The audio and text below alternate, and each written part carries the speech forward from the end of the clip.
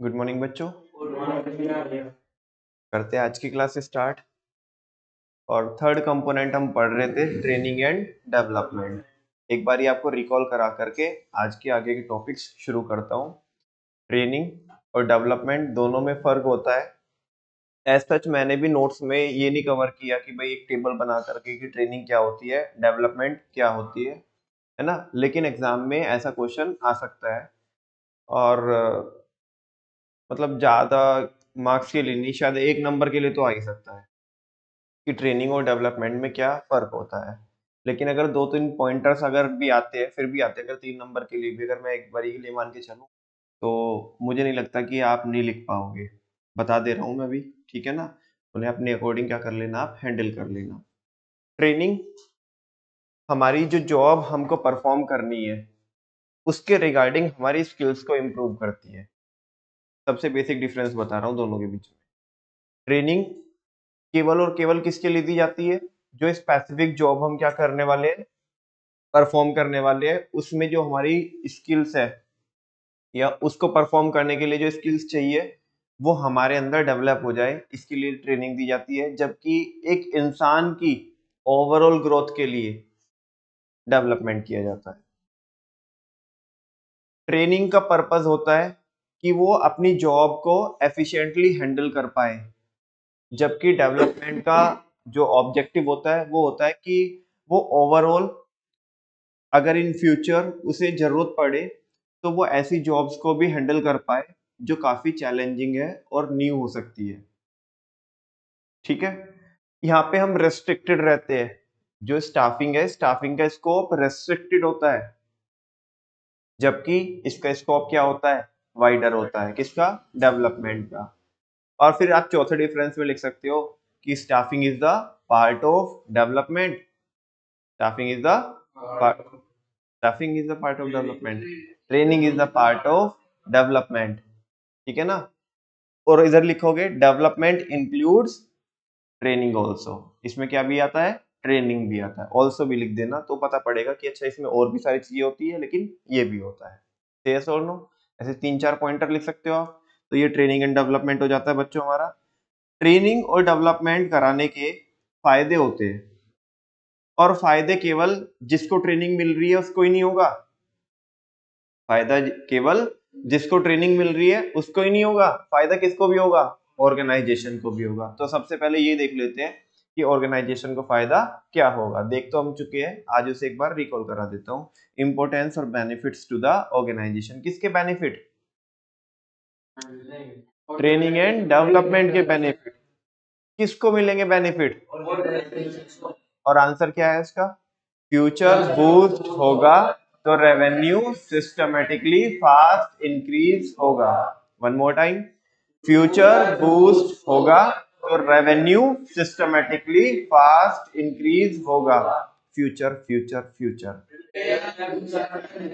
आज अगर आप ट्रेनिंग प्रोवाइड कराओगे तो फ्यूचर के लिए मैनेजर क्या कर रहे हो आप, आज करंट में क्या कर रहे हो, प्रिपेयर कर रहे हो। बिकॉज जब उसे ट्रेनिंग मिलेगी तो वो अपने काम में माहिर होता जाएगा, होता जाएगा, होता जाएगा। तो उसी फंक्शन को, है ना, तो उसी फंक्शन की जो अपर लेवल की पोजीशंस है उनको हैंडल करने के लिए ये बंदा एफिशिएंट होगा। तो फ्यूचर के लिए मैनेजर आप प्रिपेयर कर रहे हो, prepare future manager. Future boost boost boost boost. Organization का काम होता है कि वो अपने एम्प्लॉय को, अपने एम्प्लॉयज को क्या रखे, मोटिवेट रखे कॉन्टिन्यूसली। और जब हम उन्हें ट्रेनिंग देंगे तो उन्हें दिक्कतें कम आएगी। जब हम उन्हें ट्रेनिंग देंगे तो उन्हें दिक्कतें कम आएगी, तो उन्हें फ्यूचर में या आगे चल करके बेसिकली किसकी, सुपीरियर की जरूरत कम पड़ेगी और वो सेल्फ डिपेंडेंट हो जाएंगे। क्या हो जाएंगे, मैं ये नहीं कह रहा हूँ कि नहीं, बिल्कुल ट्रेनिंग प्रोवाइड कराने के बाद बिल्कुल भी जरूरत नहीं पड़ेगी, पड़ सकती है लेकिन फ्रीक्वेंटली तो एटलीस्ट नहीं पड़ेगी। बार बार बुला यार, एक तो होता है कि सुपीरियर की हेल्प लेना, एक होता है कि उसे परेशान करना। ठीक है ना। अगर आप ट्रेनिंग प्रोवाइड करा दोगे तो वो हेल्प तो ले सकता है लेकिन परेशान नहीं करेगा बार बार। कई बार लोग बचते भी है, अबे यार अभी तो पूछा था, अब दोबारा पूछने जाऊंगा तो या तो डांट लगाएगा या फिर बोलेगा तेरे को ये भी नहीं आता, या लोग खुद से ही नहीं जा रहे हैं, अबे यार मेरे को अच्छा नहीं लग रहा। बार बार मैं क्यों परेशान करूं उसे, जिसकी वजह से सफर किसने करना पड़ता है, ऑर्गेनाइजेशन ने। हाँ बोलो ना। और उनका भी मोटिवेशन लेवल क्या होता है, डाउन होता है।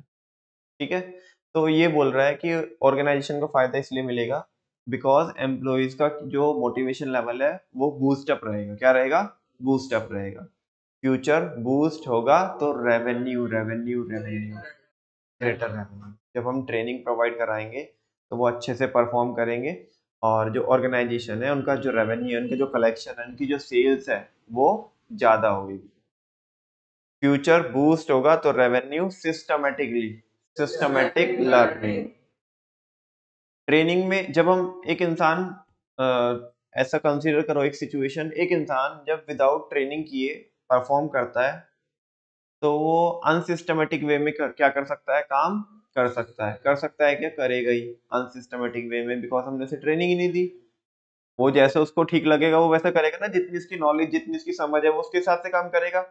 लेकिन हम तो पिछले 10-15 सालों से ऑपरेट कर रहे हैं, हमें तो पता है ना कि किस चीज को कैसे हैंडल किया जाएगा। तो क्योंकि पास्ट में हमने भी मिस्टेक्स की होगी, तो उनको देख करके, उनको कंसिडर करके, ठीक है ना, कि क्या मिस्टेक पहले एम्प्लॉयज ने की थी, हमने क्या मिस्टेक की थी। अब उसके लिए हमने क्या किया है, एक प्रॉपर ट्रेनिंग प्रोग्राम क्या किया है, डेवलप किया है। Training training modules different different हमने डेवलप किए हैं, अलग अलग सेगमेंट के लिए, अलग अलग फंक्शन के लिए, अलग अलग डिपार्टमेंट के लिए। यस और नो। और जब हमने गलतियों से सीख करके कोई चीज डेवलप की है और आगे हमने कसम खाई है कि हम इन्हें क्या नहीं होने देंगे, रिपीट नहीं होने देंगे, तो लोग सिस्टमेटिकली सीखेंगे या अभी भी वैसे ही कर रहे होंगे, सिस्टमेटिकली सीखेंगे। ठीक है ना। और अदरवाइज तो वो हिट एंड ट्रायल मेथड चलते ही आ रहे थे विदाउट ट्रेनिंग के। ठीक है जी। चलो, फ्यूचर बूस्ट होगा तो revenue systematically, fast fast fast, better response to fast changing environment. Environment change होएगा, हमें क्या देना है, रेस्पॉन्स देना। रेस्पॉन्स कैसे देंगे, अपने एम्प्लॉयज को ट्रेन करके। जैसा ऑर्गेनाइजेशन, जैसा एनवायरनमेंट हो गया, हम भी वैसे हो गए, किसको चेंज करके, अपनी वर्क फोर्स को चेंज करके। और अपनी वर्क फोर्स को हमने किसके अकॉर्डिंग अलाइन कर दिया, एनवायरनमेंट के अकॉर्डिंग। क्या प्रोवाइड करा करके, ट्रेनिंग। तो अगर हम ट्रेनिंग प्रोवाइड कराएंगे तो जैसे एनवायरनमेंट में चेंज होगा हम उसको फेस कर पाएंगे, उसको कोप अप कर पाएंगे, उससे अलाइन कर पाएंगे by providing training to our workforce. तो जल्दी से रिस्पॉन्स जा रहा है, किसको जा रहा है रिस्पॉन्स, बदलते हुए एनवायरनमेंट को। और ये जरूरी है, एनवायरनमेंट अगर बदलेगा तो हमें रिस्पॉन्ड करना जरूरी है कि नहीं है, या बैठे रहे होने देना चेंज, हमें क्या है, चेंज करना है कि नहीं करना है, हमें करना है। तो training is one of the methods to align ourselves with the environment. वो एक मेथड हो सकता है, जैसे वो चेंज होगा हम भी चेंज हो जाएंगे। टेक्नोलॉजी चेंज हो गई, हमने इंप्लीमेंट कर दी, हमारे लोगों को नहीं आती चलानी, सिखवा दी। हाँ बोलो ना। तो better response to fast changing environment. ठीक है, वापस से, फ्यूचर बूस्ट होगा तो रेवेन्यू सिस्टमेटिकली फास्ट इंक्रीज होगा, इंक्रीज प्रोडक्टिविटी। जब ये सारी चीजें होगी तो हमारी प्रोडक्टिविटी इंप्रूव नहीं होगी।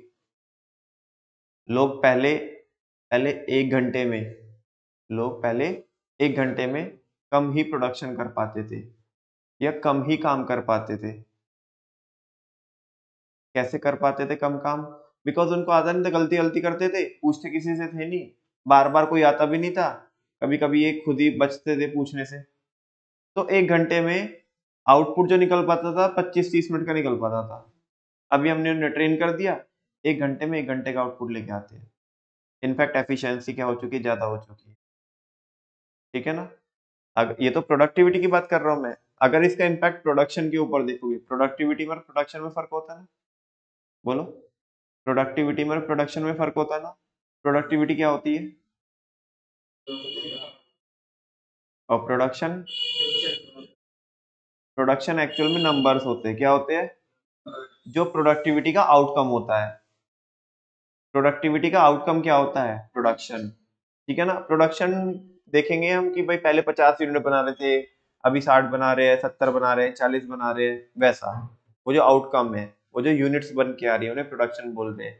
लेकिन किस स्पीड से हम काम कर रहे हैं, कितना काम कर रहे हैं, हमें बार बार उसकी तो जरूरत नहीं हो रही है, रेस्ट की तो जरूरत नहीं हो रही है ना। हम एक स्पीड से, कांस्टेंट स्पीड से काम कर पा रहे हैं कि नहीं कर पा रहे, ये सारी चीजों से मिलकर के हमारी प्रोडक्टिविटी बनती है। क्या बनती है? प्रोडक्टिविटी बनती है। प्रोडक्टिविटी ज्यादा होगी तो प्रोडक्शन क्या होगा? ज्यादा। और प्रोडक्टिविटी कम होगी तो ऐसा भी तो हो सकता है। प्रोडक्टिविटी का एग्जांपल सुनो, तुम पढ़ने बैठे, टारगेट बनाया 10 घंटे का, बैठे भी हो 10 घंटे पढ़ने, प्रोडक्टिविटी नहीं आई 1 घंटे की भी। समझ रहे हो ना? जो उसमें प्रोडक्टिव जो आवर्स थे, भले ही तुमने 10 घंटे बोला हो, लेकिन प्रोडक्टिव उसमें 1 घंटा ही था। मतलब 10 घंटे बैठ के भी एक ही घंटे का तुमने आउटकम निकाला। समझ में आ रही है? और ऐसा क्यों? लेट सपोज आपको वो फ्लो नहीं पता पड़ रहा था चैप्टर का, मतलब आपके स्टूडेंट के पॉइंट ऑफ व्यू से बता रहा हूँ ये एग्जांपल। इसी को फिर किससे अलाइन करना आप? ट्रेनिंग से, ठीक है ना। तो आपको फ्लो नहीं पता पड़ रहा था कि ये चैप्टर को कैसे, मान लिया बहुत बड़ा चैप्टर है, ऑर्गेनाइजिंग जैसा चैप्टर है इसके पिछले वाला, तो बहुत बड़ा चैप्टर, उसका फ्लो समझ में नहीं आ रहा, कैसे करे कैसे करे। ठीक है, तो ठीक है ना, हमने उस चैप्टर को कितने पार्ट में ब्रेक किया था?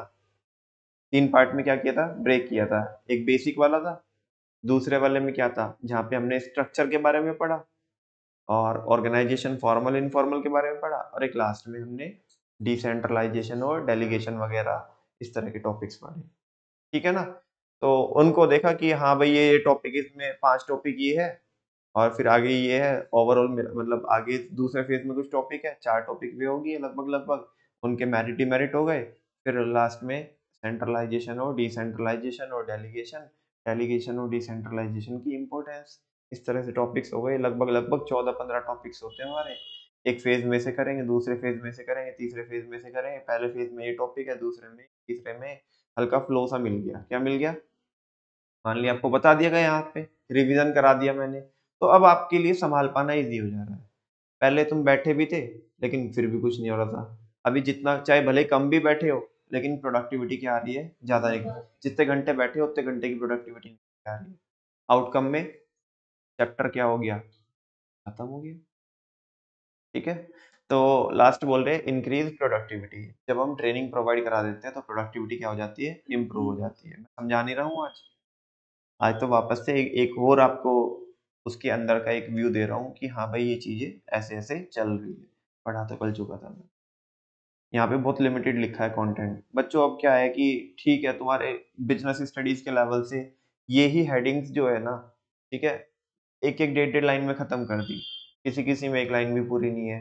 अब उनको इतनी अंदर की बातें हैं, इतनी लिंकिंग है कि इसके करने से ये होगा ये होगा, एक लाइन में नहीं समझाई जा सकती। ठीक है ना, बोल के तो बता सकता हूँ। यहाँ पे मैं कितने, अब ठीक है, मैं अननेसेसरली इसका सिलेबस भी नहीं बढ़ा सकता। मैं अपने मन से इसमें दो दो तीन तीन पैराग्राफ लिख दूँ, लिखने को लिख दूंगा, लेकिन उसका अननेसेसरली फायदा क्या होगा ना। जितनी चीजें हैं उनको यहाँ पे ऐसे ही नोट्स के तौर पे देख लेना, और समझने वाली चीजें समझ ले। आप फ्यूचर में जब भी जाओगे, बेस यही रहने वाले, फंडामेंटल्स यही रहने वाले। आगे की जब भी पढ़ाई करोगे, मैनेजमेंट पढ़ोगे, तो आपको अपने अपने मन से लिखना होगा, लिंकिंग करके। ठीक है ना। अब एक एक हेडिंग पे लिखने को एक एक पेज भी लिखा जा सकता है। ठीक है ना। तो मैं आपको अलग अलग अलग अलग एंगल दे सकता हूँ। मैं कभी ये नहीं बोलता कि मेरे नोट्स में जो लिखा है आप बिल्कुल वैसा ही लिखे। मैं आपको एक पर्सपेक्टिव दे रहा हूँ, ठीक है ना, different different point of view से, कि भाई इसका ये पॉइंट लिखा है तो इसका पर्सपेक्टिव एक ये हो सकता है, ये हो सकता है, ये हो सकता है। आप इस पॉइंट को ऐसे ऐसे हैंडल करके लिख सकते हो। आपको उस टाइम पे क्या याद आ रहा है, आपको क्या अच्छा लग रहा है, आप किसको रिटेन कर पा रहे हो, आप बहुत सारे पर्सपेक्टिव को कनेक्ट करके एक अच्छा सा आउटकम बना करके लिख पा रहे हो, तो वो आप देखिएगा। सब्जेक्टिव मैनेजमेंट है, मैं कैसे कह दूं कि यहाँ से छापना है ना, आपको खुद मैनेज करना है। तो जस्ट आपको एंगल दे रहा हूँ, ठीक है ना। तो बहुत कुछ है बच्चों इनमें बताने के लिए, सुनने के लिए, लिखने के लिए, लिखाने के लिए, लेकिन टाइम की भी अपनी कंस्ट्रेंट्स है, और हमारा सिलेबस भी जहाँ तक है उतना ही करना है। ऐसे पढ़ने को तो दुनिया जहान की चीजें, बहुत सारी चीजें पढ़ने।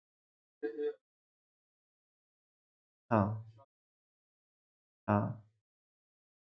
कौन से वाला एग्जांपल दिया था, एक बार बता दो। हम्म। हाँ। वो अलग एंगल है एक। आज हम देख रहे हैं ट्रेनिंग। आज हम किसके बारे में देख रहे हैं? ट्रेनिंग के बारे में। तो मैं ये कह रहा हूँ कि वहां पे हम बात कर रहे हैं अथॉरिटी के बारे में।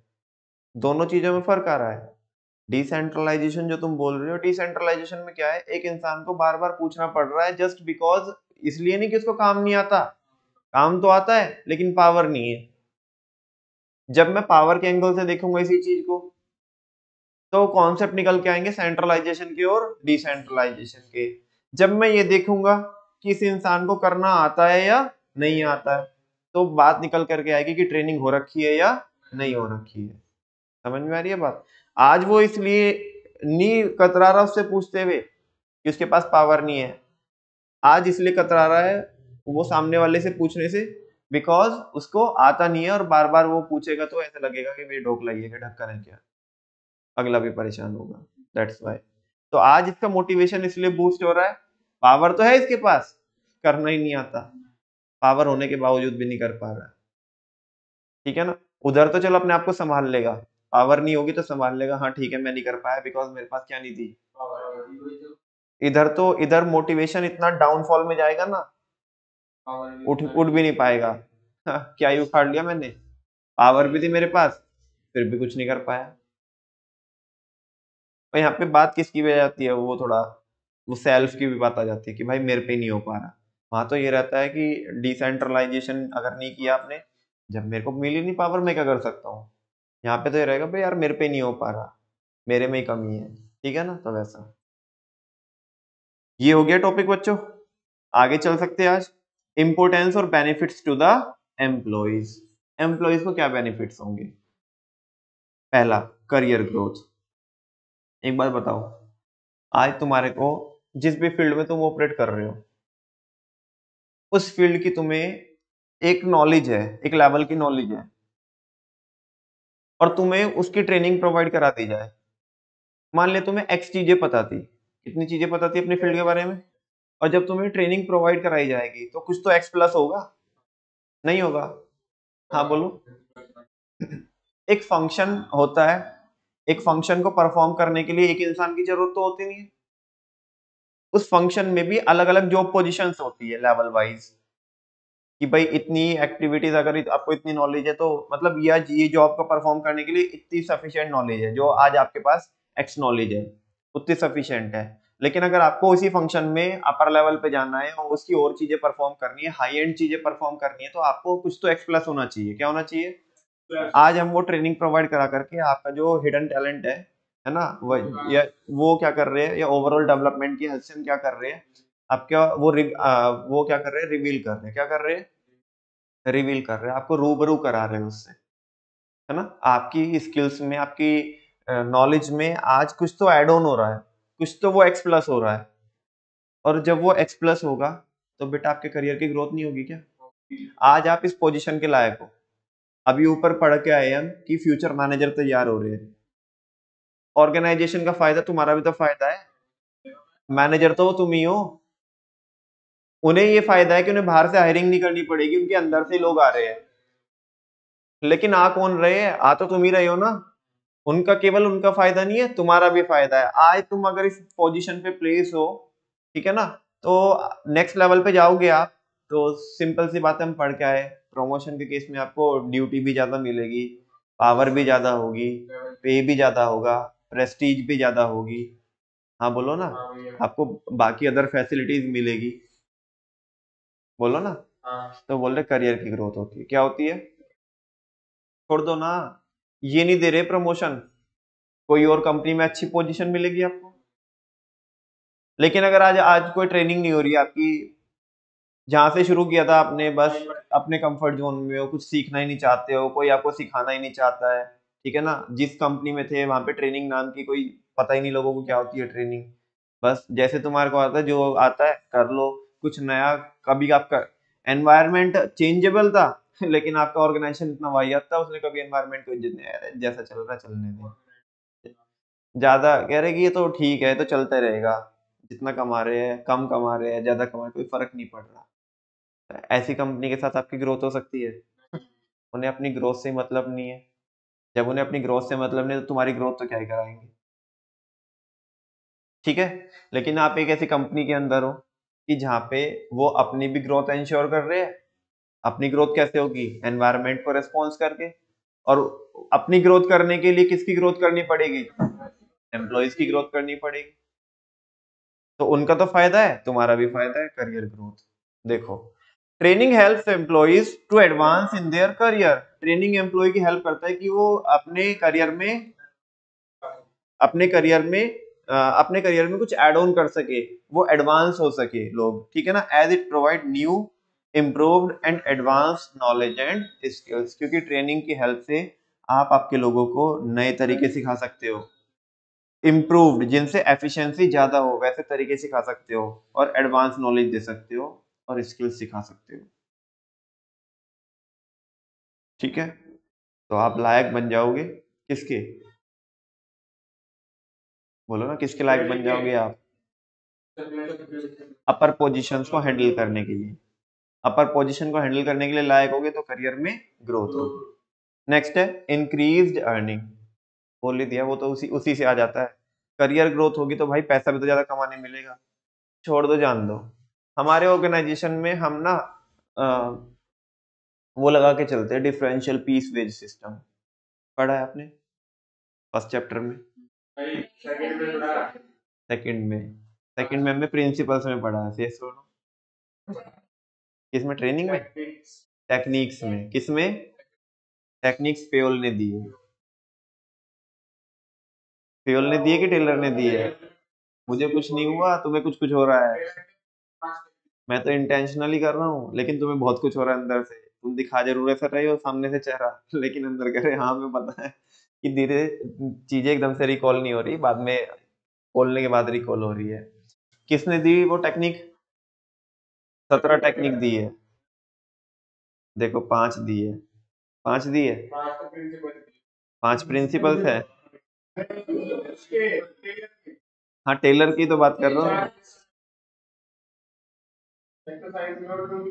अच्छा सुन, 4 तो गिनवा देगा तू, 5वां आ जाएगा या थोड़ी देर में, या अभी बनाएगा बैठ के? कह रहे 4 तो गिनवा दूंगा मैं। 4 प्रिंसिपल दी है और 7 टेक्निक दी है। उनमें से एक टेक्निक है कौन सी? Differential piece veg. अगर हम हमारे एम्प्लॉय को किसके अकॉर्डिंग पे करते हैं कन्हैया? किसके अकॉर्डिंग पे करते हैं?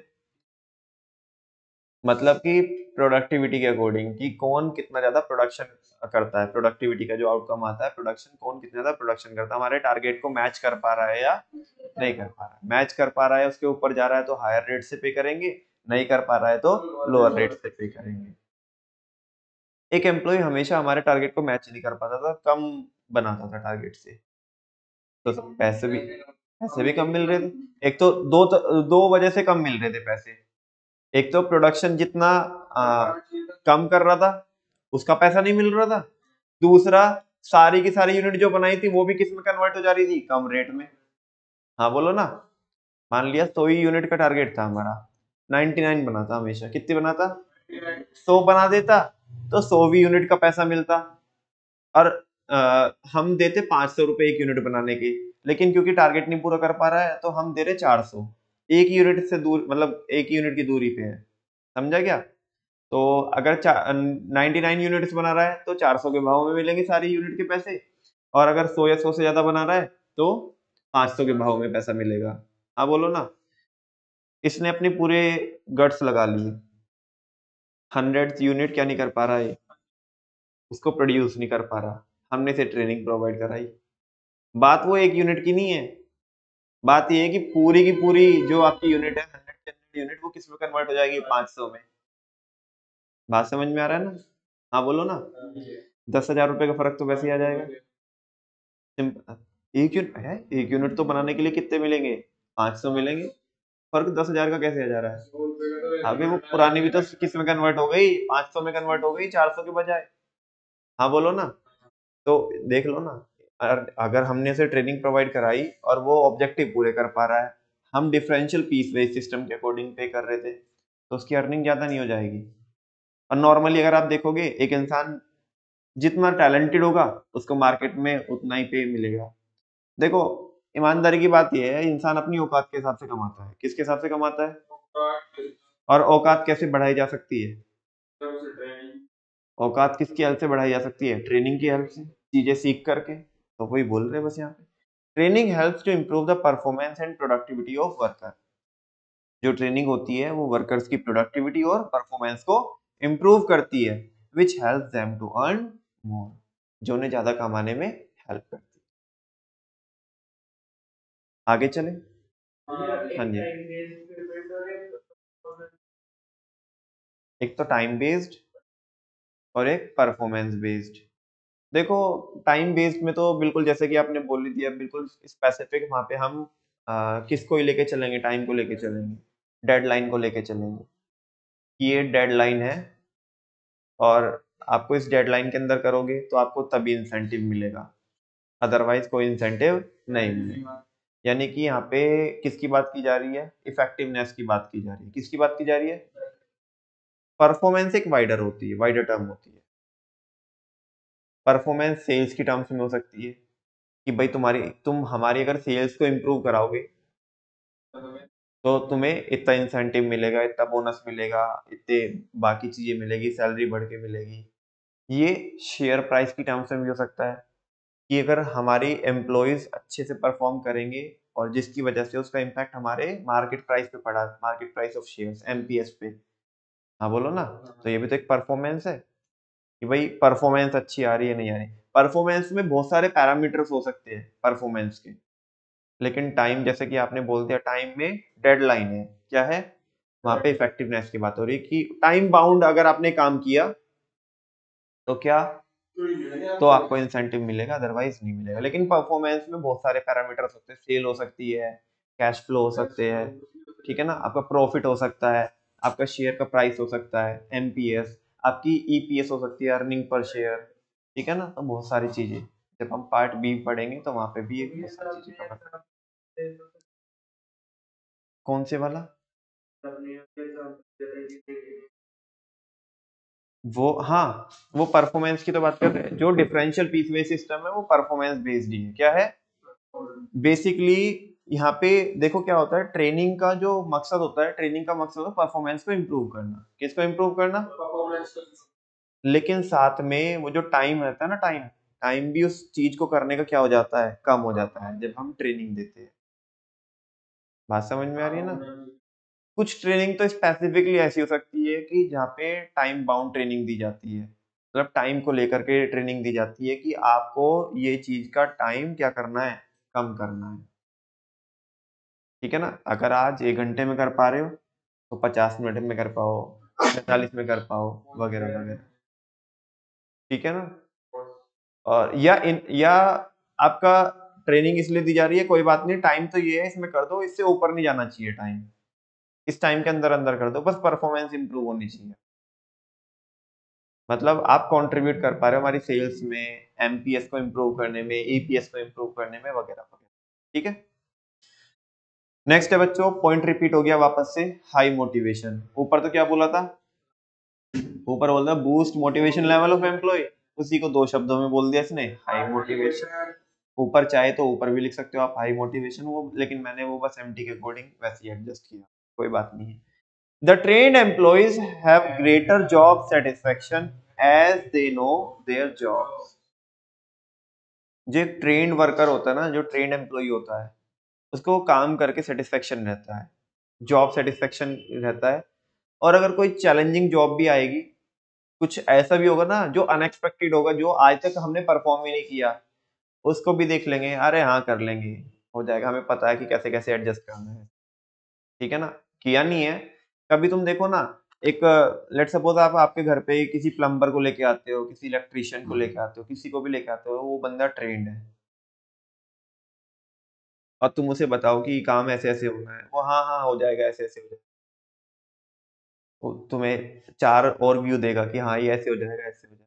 तुम बोल रहे हो कि नहीं यहाँ से डोरी घुमा ले, वो कह रहे नहीं यहाँ से घुमाने की क्या जरूरत है, इधर से लेके जाते ना, इधर बचेगी ऐसे डोरी। हाँ बोलो ना। और एक जो अनट्रेंड बंदा है, पहले तो क्या बोलेगा? वो होगा ही नहीं है काम, होगा ही नहीं है काम।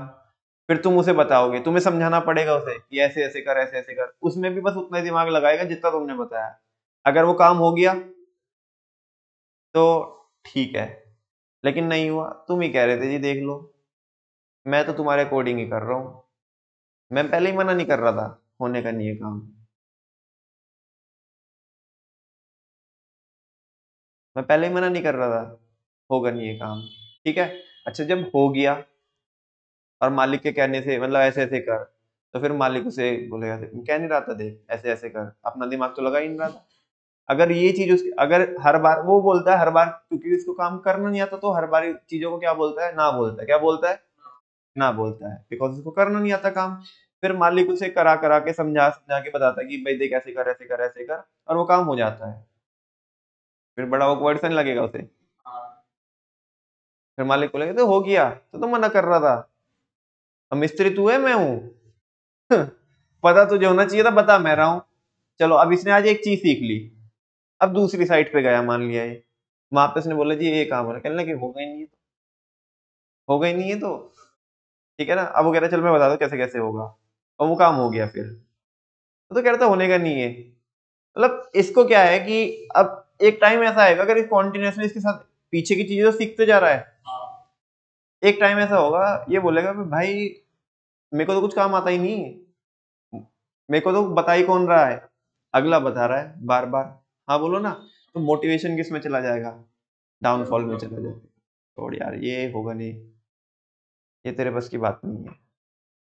लेकिन अगर उसको ट्रेनिंग पहले ही मिली है और सीख करके वो मार्केट में जा रहा है, ठीक है ना, अगला एक चीज बता रहा है कि ये काम ऐसे होना है, उसने चार ऐसे बताया, नहीं नहीं इससे भी बेहतर तरीका मेरे पास है। और जब वो काम होके आएगा और मालिक उसे अप्रिशिएशन देगा, है ना, एनकरेज करेगा उसे, उसे रिकॉग्नाइज करेगा उसके एफर्ट को, यार वाकई में ये तो काम बढ़िया हो गया, ये तो तूने सही बताया। अगर फिर मालिक, मतलब काम ऐसा करो कि मालिक ये बोलना चाहिए, अगर नहीं, जैसे मैं कह रहा था ना, मालिक अगर ऐसे बोल, मैं जैसे कह रहा था, मालिक जो बोल रहा था, तो उसमें ये भी होता, लेकिन जो तूने बताया ना, उससे और बढ़िया हो गया और उससे और बेहतर हो गया। वैसा काम करना चाहिए। तो अभी बताओ उसका मोटिवेशन कैसा होएगा? एनकरेज होगा वो, अभी डिस्करेज होगा? एनकरेज होगा। हाँ, ऐसे कोई ना, हल्के में ले रहे हो। ठीक है। तो अभी मोटिवेशन इंप्रूव होएगा, लेकिन पहले नहीं हो रहा था। सिंपल, वही मैं बताना क्या चाहता हूँ आपको। मैं कह ये रहा हूँ आपको कि बंदा ट्रेंड होगा तो चीजें हो के अपने आप से करेगा, जिससे मोटिवेशन अपने आप बढ़ेगा। तुम खुद ही देख लो, तुम्हारे को कोई चैप्टर आता है, तो तुम हो के बार बार उसे पकड़ते हो, तभी भी जब भी रिवीजन करने बैठे होंगे ना, यहाँ से शुरू करेंगे क्योंकि वो आता है। लेकिन जो समझ में नहीं आता जो चैप्टर, छोड़, ये तो वैसे भी नहीं होता, बाद में देख लेंगे, होगा तो ठीक है, नहीं तो नहीं। शुरू में ही पकड़ के इसे अपना मोटिवेशन लेवल डाउन क्यों करे? अब मान लिया अगर तुम ऐसे हो, तुम्हारे को कोई भी चैप्टर नहीं आता, तो फिर तो मोटिवेशन खुरचना पड़ेगा जमीन में से। समझ, किसी की भी बात है यार ये। मुझे अगर कोई काम नहीं आता और मैं इसे करने की कोशिश कर रहा हूँ, तो ऑब्वियस सी बात है कि यार डिमोटिवेशन हो गई होगा, यार मेरे से तो ये भी नहीं हो रहा। और अगर तुम उसे वाकई में करना चाहते हो तो सीख लो ना, ट्रेनिंग ले लो ना। वो बात अलग है कि कोई सीखना नहीं चाहता, उसका तो कुछ भी नहीं हो सकता फिर। लेकिन अगर सीखना चाहते हो और कोई सिखाने वाला है, तो फिर तो काहे की टेंशन है, कोई बात नहीं, इम्प्रूव हो जाएंगे।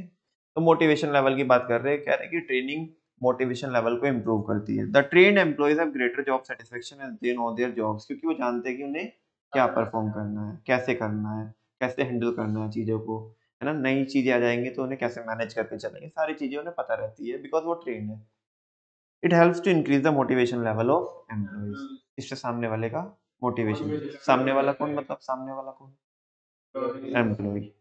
नेक्स्ट है सेफ्टी ऑफ एम्प्लॉइज, ये भी काफी अच्छा पॉइंट है। एक अनट्रेन्ड बंदा मशीनरी को मिसहैंडल कर सकता है क्या, करेगा ही? उसे पता ही नहीं है मशीनरी कैसे हैंडल होती है, कैसे चलती है, कहीं से भी उसे ऑपरेट करने की कोशिश करेगा, और कोई कंपोनेंट अगर उसकी उसके बॉडी के ऊपर गिर गया, उसके पैर के ऊपर गिर गया, तो इंजरी हो सकती है कि नहीं हो सकती है? सेवियर इंजरी हो सकती है, सी एस और नो। अपनी लाइफ को तो डेंजर में डाल ही रहा है, साथ में किसको भी, अपने घर वालों को भी बर्बाद कर रहा है और ऑर्गेनाइजेशन को भी बर्बाद करेगा। भाई ऑर्गेनाइजेशन की भी तो गुडविल खराब होएगी।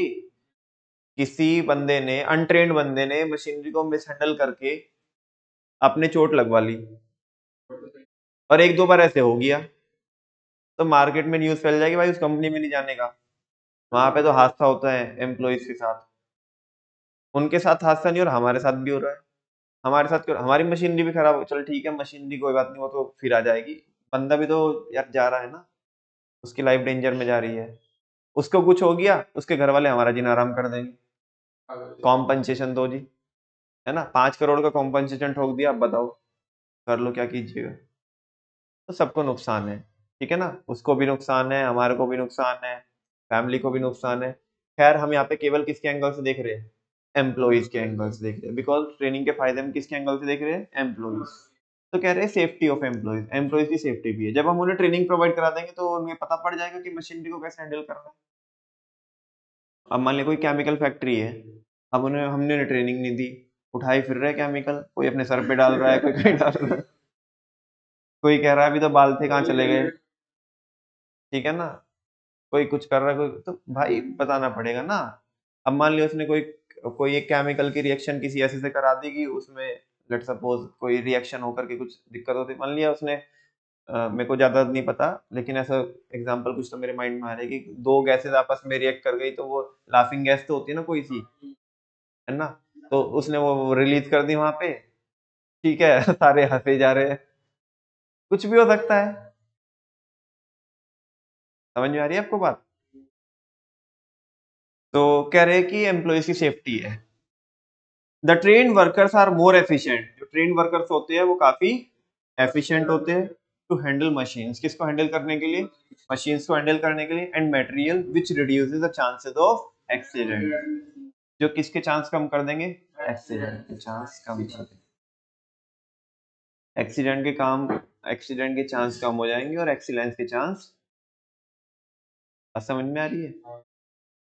ये क्या है, एम्प्लॉयज के लिए बेनिफिट है, और एम्प्लॉयज के लिए बेनिफिट क्या है, जेम्स, एम्प्लॉयज को जेम्स मिल जाएगी, क्या मिल जाएगी, उनका तो फ्यूचर बूस्ट होगा, तो रेवेन्यू सिस्टमेटिकली फास्ट इंक्रीज होगा। ऐसा थोड़ा देखो ना, रेवेन्यू से किसे मतलब है ना, थोड़ा ऐसे भी सोच के चलना आप कि रेवेन्यू से किसको मतलब है। क्योंकि मैं, नमन भैया से क्यों बता रहे, ठीक है ना एमटी है हम देख लेंगे, अरे बेटा इतनी सारी एमटी हो गई, कुछ एमटी ऐसी होती है जिनका कोई मतलब नहीं बनता, मतलब ठीक है वो बन गया, स्टेटमेंट बन गया, लेकिन टॉपिक से कोई मतलब नहीं निकाल पा रहे हैं। लेकिन कुछ एमटीज को ऐसे भी अपने माइंड में रिटेन कर सकते हैं कि हाँ भाई इसका टॉपिक से कुछ मतलब है।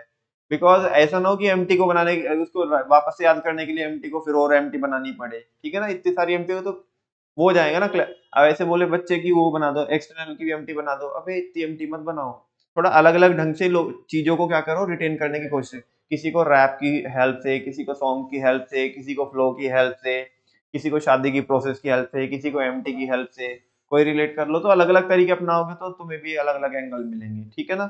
वरना एमटी एमटी इतनी हो जाएगी फिर किसी का किसी में ठोक के आओगे, क्वेश्चन किसी का और आंसर किसी का, ऐसे दिक्कत हो जाएगी फिर, ठीक है ना। तो रेवेन्यू से मतलब किसको है, तो फ्यूचर बूस्ट होगा तो रेवेन्यू सिस्टमेटिकली फास्ट इंक्रीज होगा, ऑर्गेनाइजेशन को फायदे है। एम्प्लॉयज को क्या चाहिए, जेम्स में खुश हो जाएगा। बच्चे को क्या चाहिए, बाप को तो नहीं चाहिए ना जेम्स, हाँ बोलो ना, किसको चाहिए, बच्चे को। बच्चे को क्या मिलती है, एम्प्लॉय, एम्प्लॉय मतलब बच्चा मतलब एम्प्लॉय, तो किंडर जो है, जेम्स में काम चला लो फिलहाल। जेम्स, जी फॉर ग्रोथ, बोले तो career growth, E for earning, increased earning, M for motivation, high motivation, S for safety, safety of employees. इसी के साथ साथ हमारी इंपॉर्टेंस क्या हो जाती है बच्चों, खत्म हो जाती है। Last topic is there, training and development का दूसरा टॉपिक है और लास्ट टॉपिक है, इसके पार्ट है फिर methods of training, methods of training, methods of training. दो मेथड होते हैं ट्रेनिंग के, एक of the job training method और एक on the job training method. On the job की पहले बात करता हूं, फिर ऑफ द जॉब समझ नहीं आ जाएगा। काम करते करते सिखाना, ऑन द जॉब। आ जा यार, ठीक है कल से आ जा, जॉब करते रहिए, कोई प्रॉब्लम आएगी हाथ के हाथ बताएंगे हम, हाथ के हाथ।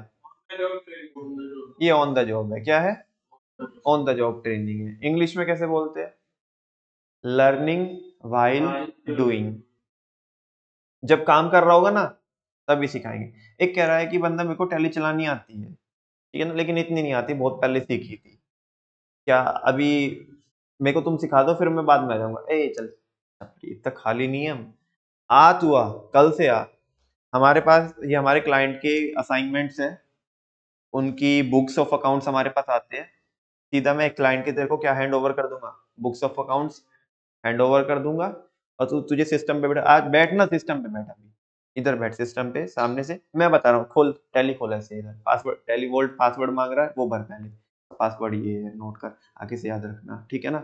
देखिए ऊपर ये सारी टैब है, इधर यहाँ पे F6 से ये उसका वाउचर डलेगा, मान लिया परचेज का वाउचर डलेगा, कॉन्ट्रा का वाउचर F4 से डलेगा, ठीक है ना, रिसीट का वाउचर इससे डलेगा, F5 से डलेगा, ऐसे ऐसे करके बता रहा है कि मतलब लैपटॉप में ऊपर है F5 F4 F6, इसे करेगा तो ये वाला वाउचर आएगा, है ना। जर्नल का डालना है तो F7 दबा तो जर्नल का वाउचर डलेगा, ऐसे ऐसे करके।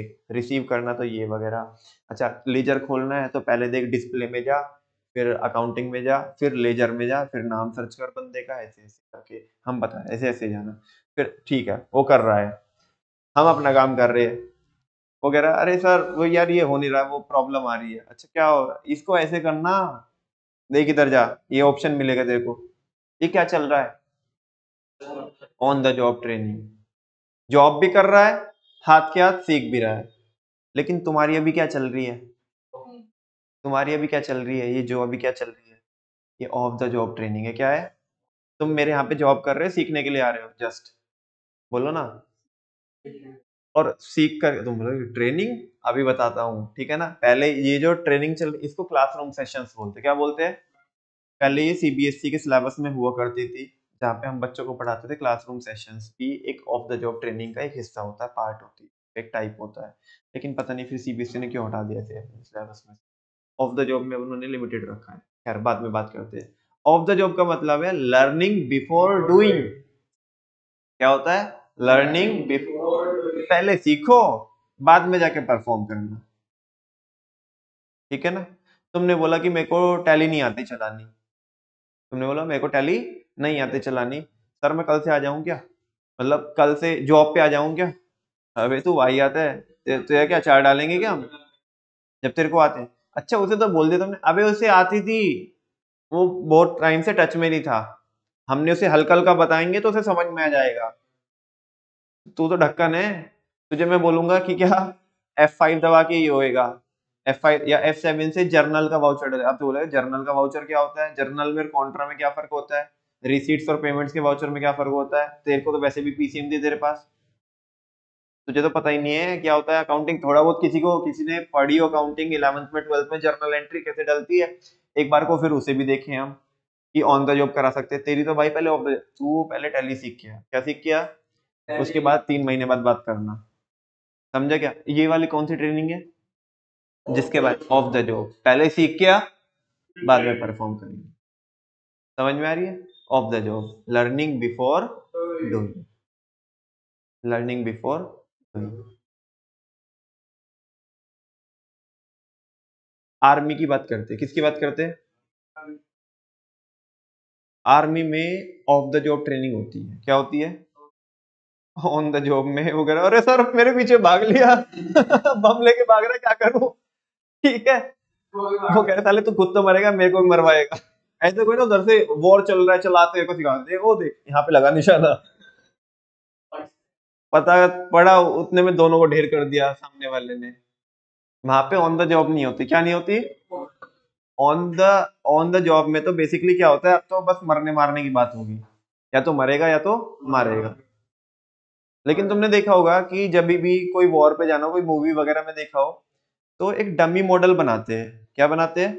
जो जो वो होता है कर्नल, होता है कर्नल, लेफ्टिनेंट वगैरह होता है वो, जैसे कल को सुबह को हमें क्या करना है, सामने वालों से लड़ाई करनी है, दुश्मन से लड़ाई करनी है, तो शाम को वो कैंप में अपने टेंट में वो या तो एक बेसिकली स्क्रीन वगैरह होती है या एक मॉडल होता है प्लास्टिक का, उसमें बंकर वगैरह लगे होंगे, यहाँ पे छोटे छोटे आर्मी पर्सोनल दिखाए हुए होंगे किसमें।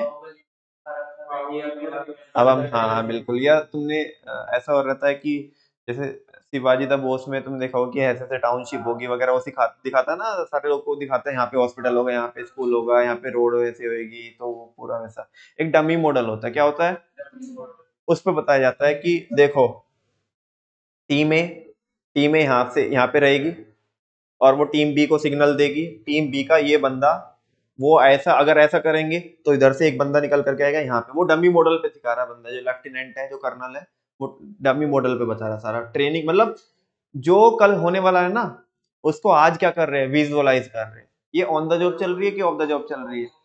ऑफ द जॉब चल रही है। वैसे भी आर्मी में होती है ऑफ द जॉब है। कैसे?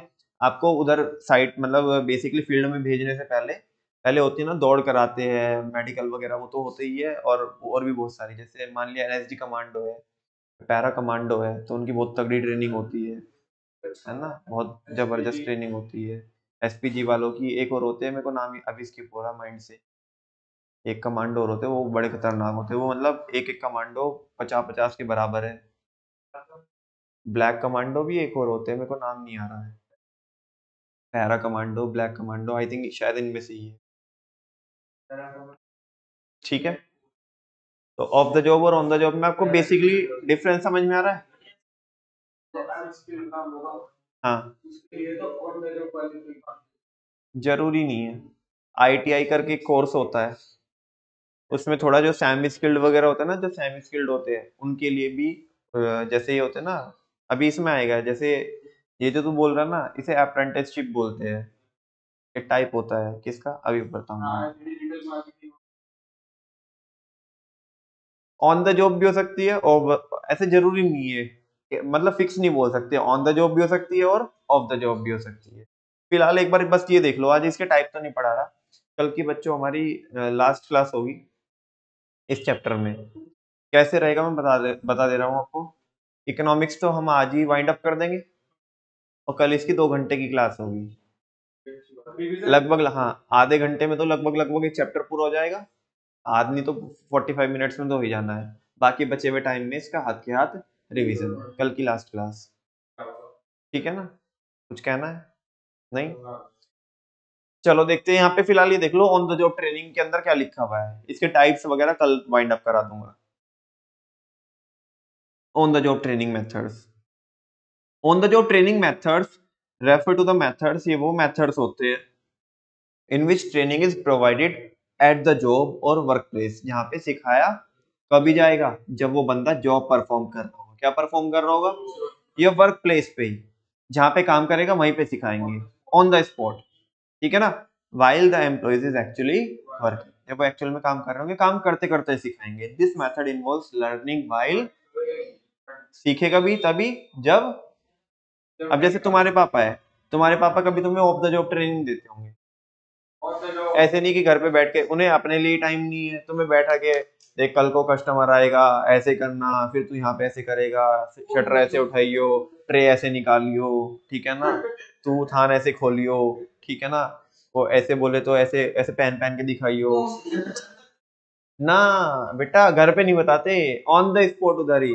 ए अच्छा भाभी आई क्या, भाभी बैठो, ये अभी देखो लड़का हमारा पहन के दिखाएगा अभी, ठीक है ना, वो हाँ भाई, निकाल के लेके आओ भाई, ट्रेन लेके आ, अरे कार्तिक निकाल के लेके आ ट्रे, वो वाली, अरे वो वाली निकाल के लेके आया जो कल ही आई थी, जो कल मैं लेके आया था ना, समझा ना, हाँ कौन सी वाली, हाँ भारी वाली पायल लेके आ, कुछ तो और क्या होते हैं सुनो ना, कुछ यार हर एक बिजनेस के कुछ डायलॉग होते हैं।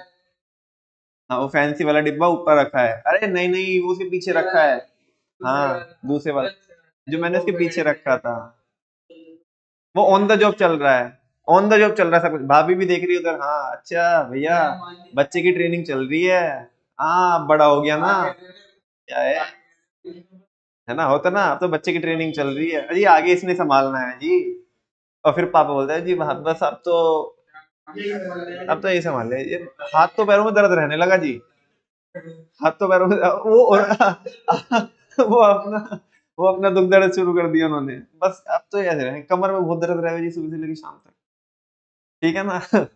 अब तो ऐसा ही हमारे साथ, इन्हें सिखाना ही पड़ेगा। नहीं नहीं सिखाएंगे तो इधर उधर जाएंगे, इधर उधर जाएंगे फिर। हाँ, सिखाना भी तो है, सारी चीजें दुनियादारी सिखानी है, वरना लफंडरगिरी करेगा इधर उधर जा करके।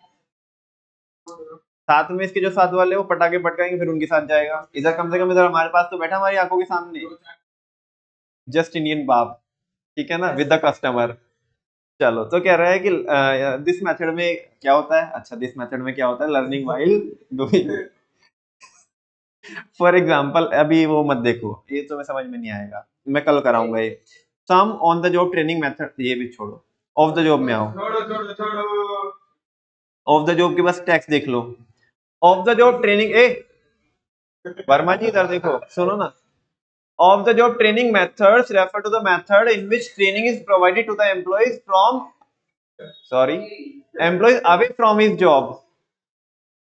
मित्तल साहब, off the job training method वो मेथड होते हैं ट्रेनिंग के जहां पे एम्प्लॉय को ट्रेनिंग प्रोवाइड कराई जाती है away from his job, job से, ए जॉब के तो पहले हमें बर्बाद कर दे, उसके बाद हम ये सिखाएंगे। जॉब के बाद, जॉब के पहले, जॉब के पहले, ठीक है ना, away from his job. This method involves learning before, पहले सीखेगा देन करेगा। The trainee is separated from the job, trainee को सेपरेट किया जाता है किससे, जॉब से, मतलब जॉब से अलग रखा जाता है। वो कह रहा है अरे सर मैं ऑफिस में जाऊँ, ए ऑफिस बाहर निकल, उधर सारे ट्रेड बंदे हैं, उन्हें परेशान नहीं करने का, पहले हम बता रहे, पहले वो सुन, उधर बाद में जाने का, आज नहीं 1 महीने बाद जाने का उधर, ठीक है ना, उधर ऐसे बार बार टुकुर टुकुर मत देख, पहले इधर सीख। The trainee is separated from the job. कभी कभी ऐसा होता होगा ना, अरे सुनो ना, कभी कभी ऐसा, पापा वो वाली ट्रेन निकाल दो, ए हाथ नहीं लगाने का उसे, वो आकाश ही निकालेगा, ठीक है ना।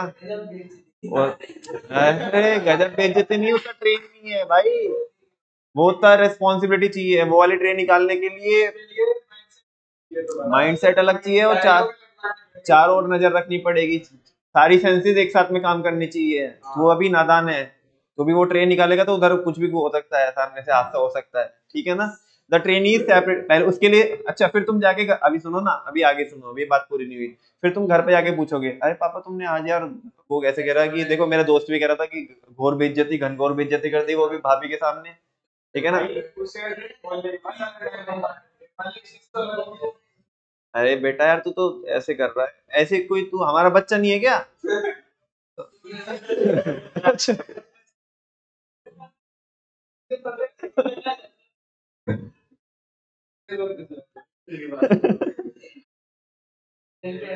वो कह रहा है मैंने कंफर्म कर दिया, वो कह रहा है कंफर्म कर रहा हूं मैं, सुनो।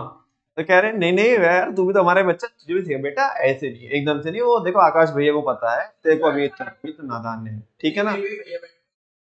हाँ, तो नहीं नहीं नहीं पापा बताओ फिर, ठीक है, चलो ठीक है, एक काम कर बेटा, जब, सुन ध्यान सुन, अभी निकलवाएंगे तो है नहीं, लेकिन सुन, जब वो ट्रे निकालते ना, तो उसके लिए सबसे पहली हमारे अंदर ये स्किल होनी चाहिए, उस ट्रे को निकालने के लिए ऐसा ऐसा ख्याल रखना होता है ना। पहले पहले कस्टमर को, हाँ, पहले कस्टमर तो बोलेगा ही, उसका बजट है, सुनो ना, अरे उसका बजट है 10 ग्राम की झुमकी लेने का, उस ट्रे में सारी स्टार्टिंग की कितने से, 20 ग्राम से, और तूने एकदम से ट्रे निकाल के रख दी, तो भाई वो अपना बजट कैसे स्ट्रेच करेगी। 62 का भाव है, एक 24 हो जाएगा सीधा, वो तो भागेगी ना छोड़ के, तूने कितनी मेहनत की होगी उसके साथ। पहले उसका माइंडसेट प्रिपेयर कर, 20 ग्राम के लिए कस्टमर चाहता क्या, उसकी नीड्स एंड वांट्स क्या है ना। भाभी की चाहत पता लगाएंगे तभी तो दे पाएंगे, नहीं पता पड़ेगा तो, ठीक है, अदरवाइज तो भग जाएगी वो। तो अभी सुनो, ये जो चल रहा है ना घर, सुनो सुनो सुनो, ये जो घर पे कार्यक्रम चल रहा है ना, ये ऑन द जॉब चल रहा है कि ऑफ द जॉब चल रहा है। अब कल जाके जब भाभी आई, कोई दूसरी भाभी आएगी, तो तुम थोड़ा हल्का सा ट्राई करोगे, है ना।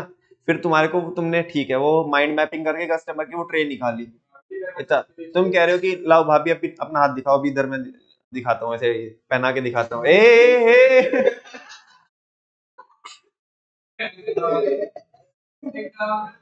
बड़ा भाई, बड़ा भाई ऐसा बोल रहा है ना? आकाश भैया ऐसे बोल रहे हैं, क्या कर रहा है तू? अगर छोड़, हाथ छोड़।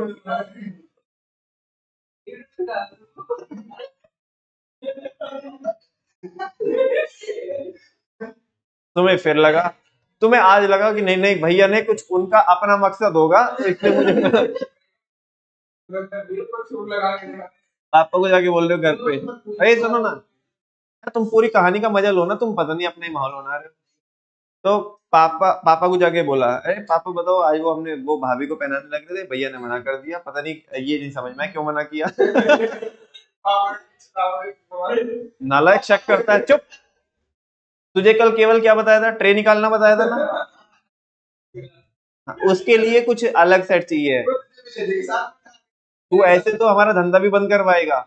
उसका एक अबे कैसे हाथ पकड़ना है, कैसे हाथ नहीं पकड़ना है, उसकी भी ट्रेनिंग चाहिए, वो पहले आज सुन। तूने कुछ कुछ और भी कर दिया तो तू पिटवाएगा कि सारा सीन?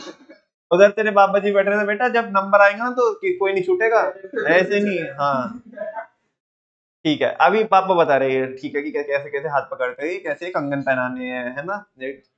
होता है वैसे ऐसे, अंगूठी का साइज कैसे लेना है। अब बिल्कुल सही बोल। चलो, कान में झुमकी पहने तो कितना गैप मेंटेन करके रखना है, वो ज्यादा करीब नहीं जाने का। सुनो, हाँ पल्ला उड़ाना, मतलब क्या पल्ला अपने आप ही तो उड़ेगा, क्या उसको भी उड़ाएगा? सुनो, चलो चलो चलो सुनो, बस जल्दी देख लो, बच्चे बाहर खड़े हैं।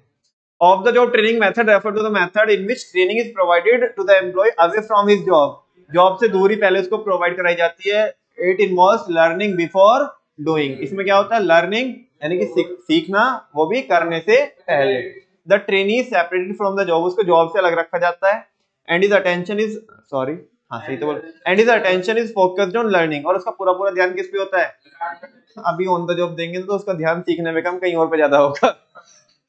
तो फिर वो बोल रहा है focused on learning the material related to his future job performance, जैसे वो फ्यूचर में परफॉर्म करने वाला तो पूरा पूरा ध्यान इस पे देगा, ठीक है ना?